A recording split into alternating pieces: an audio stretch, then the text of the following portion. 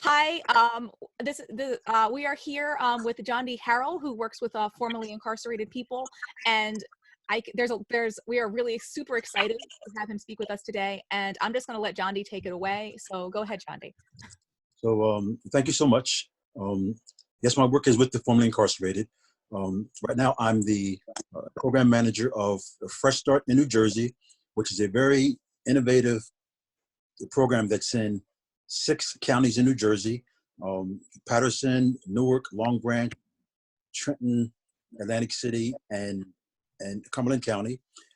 And it's embedded in libraries. We have the social workers who are in the public library in each county, and our job is to service formerly incarcerated people as they come out of prison to help with their transition. I also work in Philadelphia with the TCRC Healing Center, which is located at 3609 North Broad Street, and our mission there is to help formerly incarcerated people not only transition but to heal from the trauma of incarceration, to deal with the reality of transition, and to help the families. And in our community, we're really impacted by gun violence and the overall effect of incarceration. Because when you talk about incarceration, you're not just talking about the person that's incarcerated, you're talking about their siblings, their parents, their children, their extended family. We found in our work it's extremely important to look at this on a individual, family, and a community level. And by virtue of the good work that we did in Philadelphia for so many years, we're able to move to New Jersey, work with the Fresh Start program, and take the ideas and the philosophies that was developed at TCRC Philly and begin to implement them on a statewide level in New Jersey. So I'm very excited about the work. Right now I'm working remotely due to COVID-19. So I really appreciate this opportunity to talk about COVID-19, how it's impacted returning citizens, how it's impacted incarcerated people, as well as the general community. Thank you so much. When we're thinking about, well, actually, the first question I actually want to ask you is, you clearly know that COVID-19 is real because you have had the unfortunate experience of having it. How has having it affected your work, and how are you doing? Well, what I'm doing well. I was in the hospital I went in on April the 6th. I was in the hospital for 8 days. It was probably one of the most intense experiences of my life. My early days in the hospital was just focused on my next breath. COVID-19 is a robber of oxygen from your lungs. You can't breathe deeply. The worst symptom is, your lungs. Every time I took a deep breath, my lungs would catch fire, or I would have an intense coughing fit. So you have to breathe shallowly. And my whole focus was my next breath. That was the first couple of days. And probably by my 3rd or my 4th day in the hospital, I was on IVs and antibiotics. And I went in Monday night. By that Sunday, I was feeling much better. I was released on Tuesday. And then I did a 14-day quarantine. Then I got retested by the Black doctors and nurses at Triumph Baptist Church. They go from location to location in the Black community. They're doing a positively amazing job. And then I did another 3-day quarantine. And how they do it is they give you a test. And if they don't call you, you're negative. They only call you when you're positive. So no one called me. So I'm assuming everything is fine, that I'm negative. And I've been out and about, mask and gloves. And when you ask me how this has affected my life and work, when you're in the hospital and you're very ill, of course your first focus is surviving. But as you begin to get better, you have a lot of time to reflect on your work. And it really made me think about what is important in my work. What am I doing that is beneficial?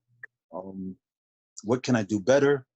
To really focus and not squander my time and energy on efforts that are non-productive, and just to really revamp what I'm doing. So I think that as the community opens up and we stop working remotely and we get back into the library, and my folks here in Philadelphia are functioning, we're really going to work on taking this to a higher level and really intensifying our efforts. Anytime you have any glimpse of your own mortality, it really makes you reevaluate everything.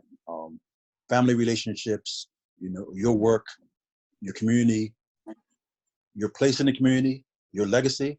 Because I have a very good friend, Thomas Ream Cotton, who was a juvenile lifer. He did 30 years incarcerated. He's only home about a year and a half. And he was in the hospital at the same time I was in the hospital, and he passed away. So it really makes you think, if this didn't work out for me, what would my legacy be? What would I want people to say about myself, my life, and my work? So I came through it well. It really makes me reconsider what I'm doing and how I should be doing it. Wow. Wow. So sorry to hear about your friend. She was an incredible person. WHYY did a article on him this week, and Helen Ubinus is working on an incredible article for next week, so that the folks in Philadelphia can really see, what a loss it was to the community for Ream to pass away. Yeah. I usually end up because I'm a person who tends to dominate conversations, so I often end up asking all of the questions. We have two other fine folks who actually usually have better questions than I do, so I'm going to open up the floor to see if Roz or Margaret actually have a question. What are you hearing in terms of COVID and either local or state or federal facilities in Pennsylvania? In terms of statistics, efforts to protect people, how successful they are or aren't? Well, I've been following this very closely. I have a lot of friends in, the feds and the state joints, and I've been following the news reports. Recently, Montgomery County did the full testing, and a lot of folks, were infected and were asymptomatic.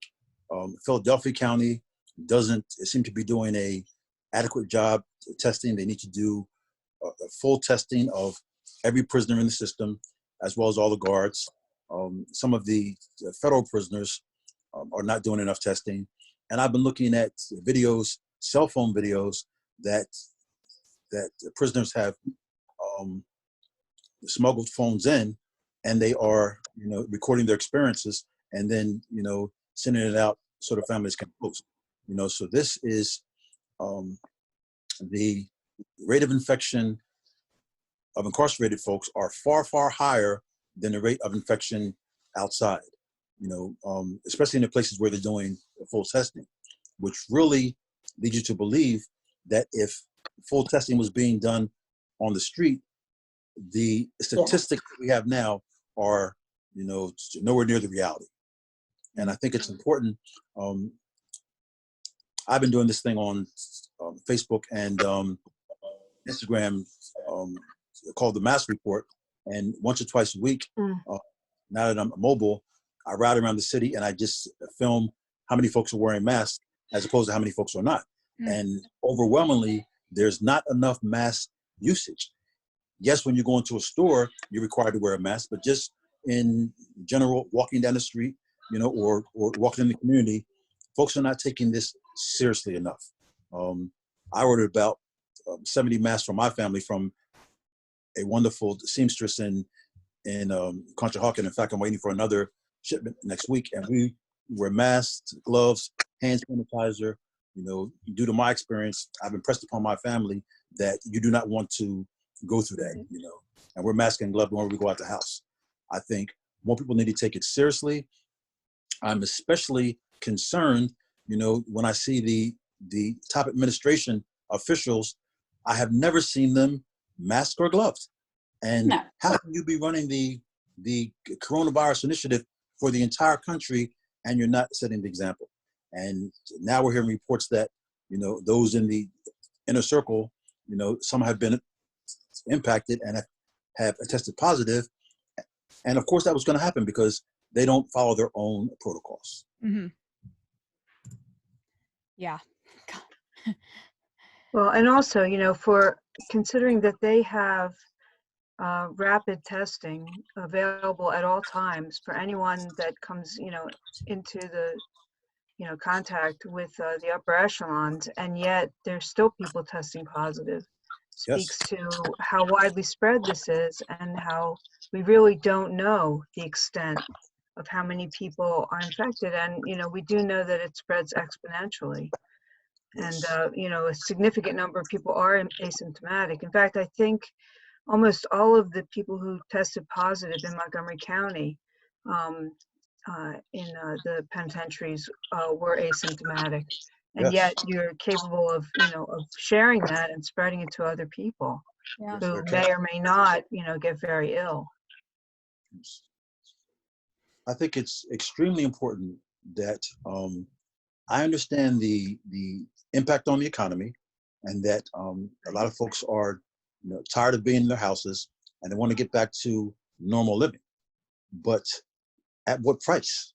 Can you put a economic value on the infection rate and the deaths?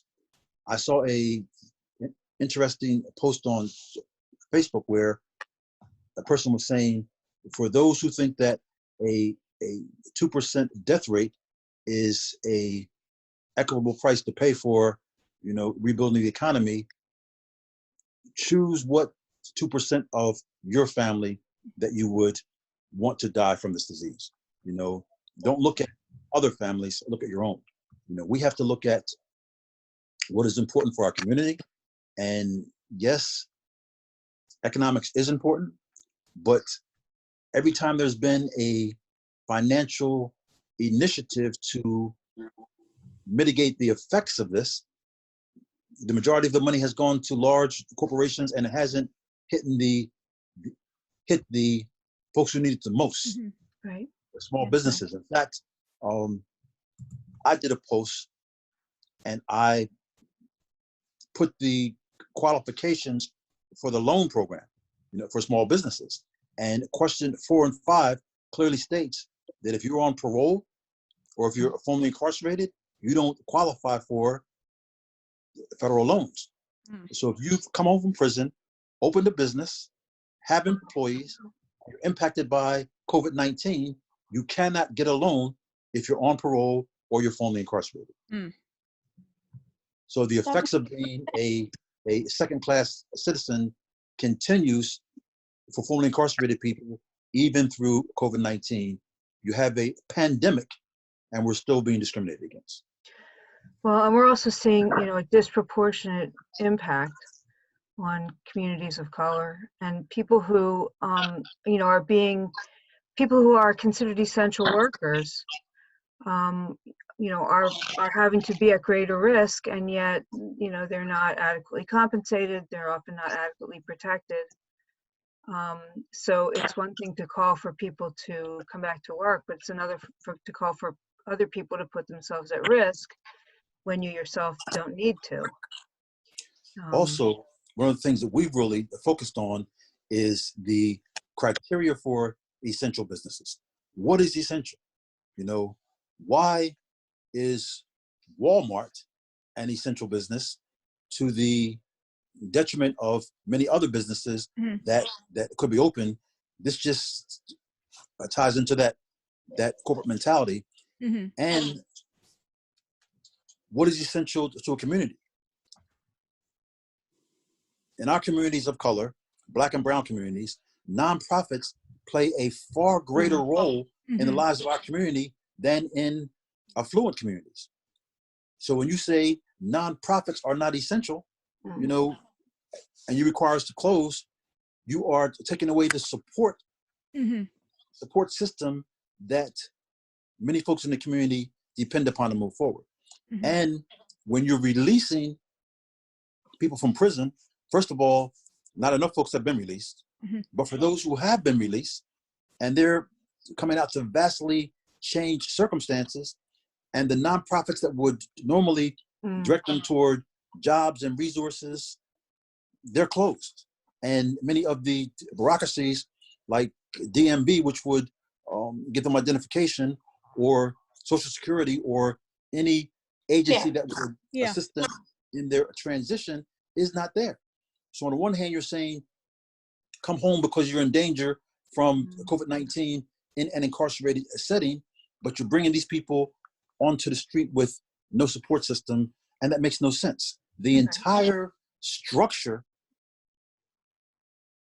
that should be organized and overseeing COVID-19 needed to be on a federal level, real and structured, and then feed down to the states. But on the federal level, it's so disorganized, disjointed, criminally negligent. I just read a great article where the only American company that actually manufactured masks when this first started, they sent letter after letter to the Trump administration saying, we need to ramp up. We need to open manufacturing lines that were closed, and they were ignored. And they could have manufactured millions of masks a week had this been a priority. So the entire thing has been mismanaged from the top to the bottom.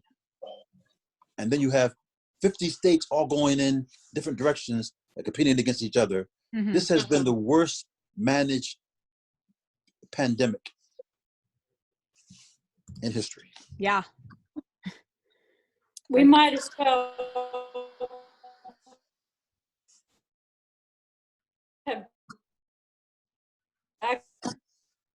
I'm sorry, I couldn't hear that. I think Margaret seems to be having some technical difficulties. What would be actions that you'd like us to help publicize for people to take?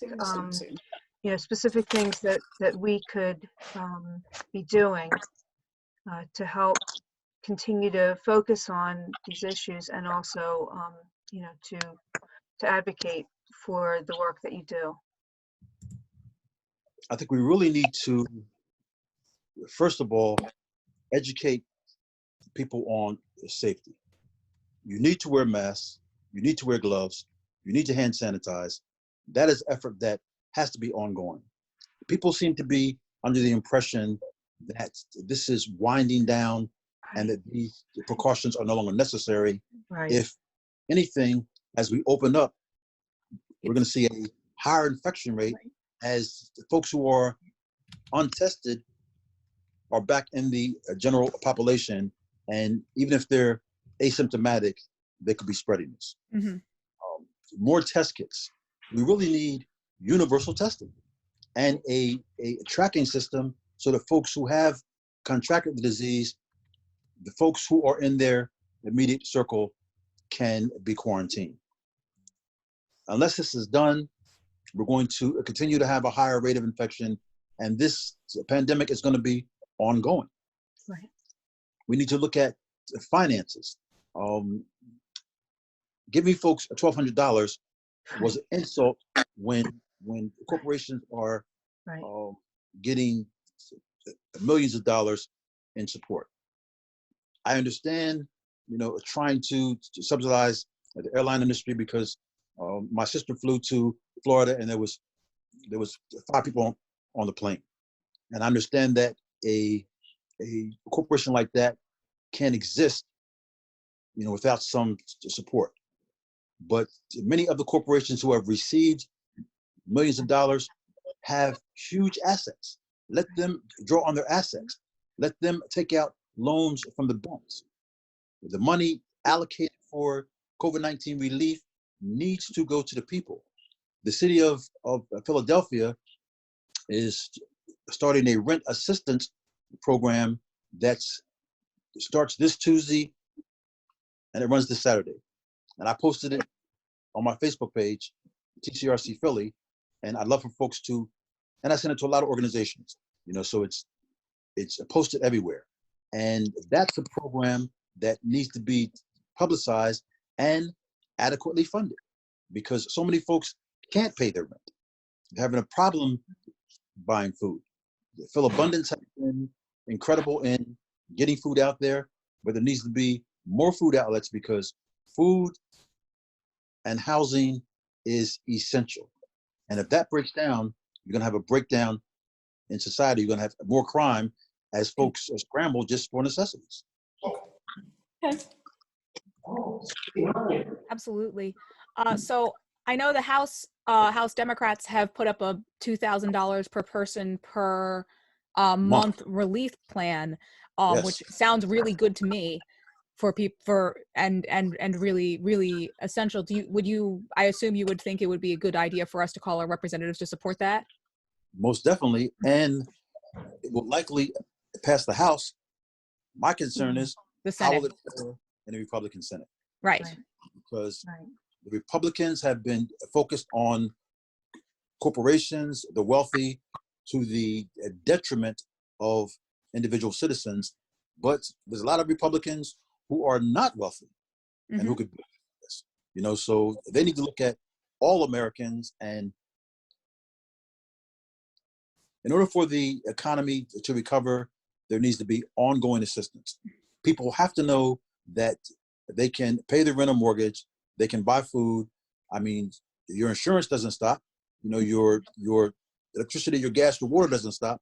All these things have to be paid for. Yes. So in order to move the economy forward, ordinary people have to be subsidized instead of huge corporations being bailed out. So you don't see there's a profound separation between the people and the economy? You seem to think that there's a link that they're the same thing, perhaps? I don't understand how many times politicians seem to be divorced from the reality of everyday living.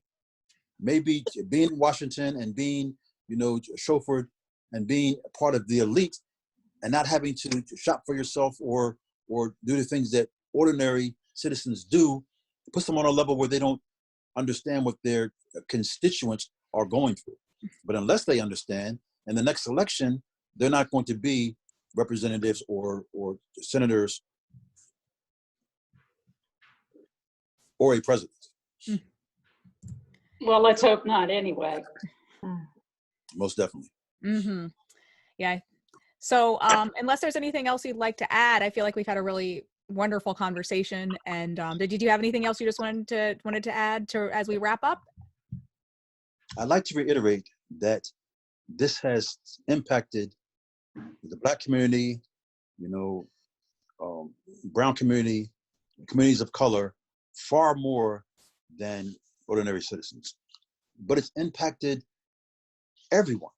Right. And we need to look at the individuals, families, children, and in every case, formerly incarcerated people being second-class citizens, being the only group of citizens in the country that can be actively discriminated against in terms of housing, employment, human rights.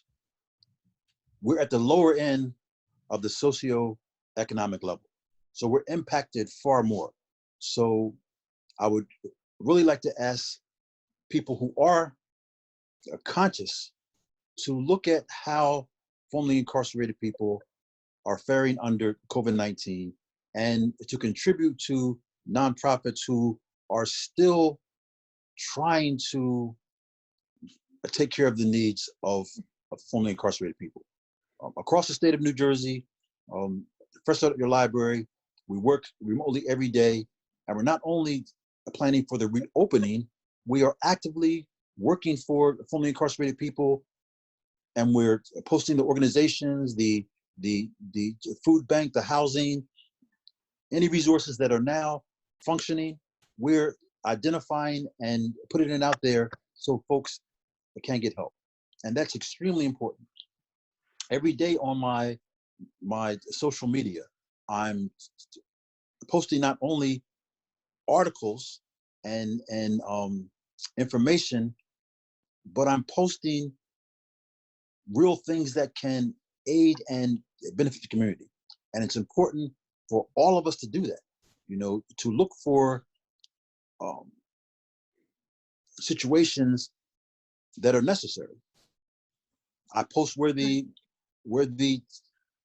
test sites are in the city, where the food giveaways are, you know, what organizations are still active and able to help. That's extremely important for us to do everything possible to enable our community to move forward and survive this. You know, we can't talk about opening up without talking about getting to the point where folks are still functioning when the time comes that the infection rate lessens and it's time to go back to more normalized living. That's just one more time, tell us your Facebook page, and we will make sure to get it up on our Facebook page as well, and the calls to action you have given us. All right, so it's TCRC Philly. TCRC Philly, so people can just look that up or look at the link that we're going to post. Yes. And also on my personal page, Ross, RAS, J, Jondhi Harrell. And for New Jersey residents, Fresh Start at Your Library. All right, great. Okay. And just go ahead and make sure to send us these things as well, because I want to make sure I have everything spelled correctly. Because spelling is not my best point. And again, you know, we're very you know, grateful to see that you're recovering and are feeling so much better. Mm-hmm. And you know, and ache for the people who have not. Yeah. And thank you for your continuing to do your work, which is about 15 million times more difficult now. I really feel blessed to, you know, to be here and to be able to do this work. And I've definitely rededicated myself to the effort. Thank you. And we're really blessed to have you. Thank you very much. I'm about to stop the recording. So 3, 2, 1.